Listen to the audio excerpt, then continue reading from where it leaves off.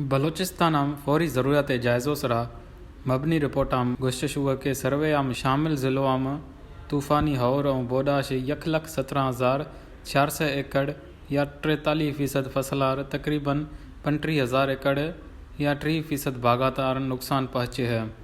Report के मुताबिक फसलार कुलांश वधिक नुकसान लसबेला, पशीन और झलमक्सियाम भी है, जड़ी त बागात कुलांश वधिक किला सैफुल्ला, खारान और पशीना में मुतासिर भी हैं। ये जायज़ो सूबाई हुकूमत दरख्वास्त सरा तरजीही बुनियादी सरा 10 ज़िलों में भी है। रिपोर्ट के मुताबिक नीए बोडा फसल और बागातें बिलखसूस बसर, चमाटा, कपास, मकई, दाल, चारा अंगूर, सूफ़, डाणू, खुबानी और खजूर पैदावार सरा मनफी असरात मरतब भी हैं।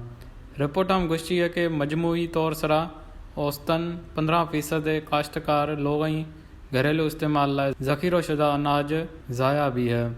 हमें वधिक तर ताल्लुक़ ख़ास तौर सरा झलमक्सी, कलात और लसबेला के रोडार पहुँचे वारो नुकसान जायज़ो के मुताबिक सर्वे में शामिल हल्काम 51% रोड आर शदीद नुकसान, 34% विचोलो नुकसान, 8% मामूली नुकसान और 7% कोई नुकसान न पहुँचे है। झलमक्सी, कच्छी, किला सैफुल्लाम मुबीना तौर सरा बनियाश मंडिया रोग वारो रोडार वधिक नुकसान पहुँचे है। हमारे अलावा रोडार पहुँचे वारो नुकसान फूड सप्लाई चेन में खलल खत और मकामी बाजार में खुराक के किल्लत पैदा भी हुए।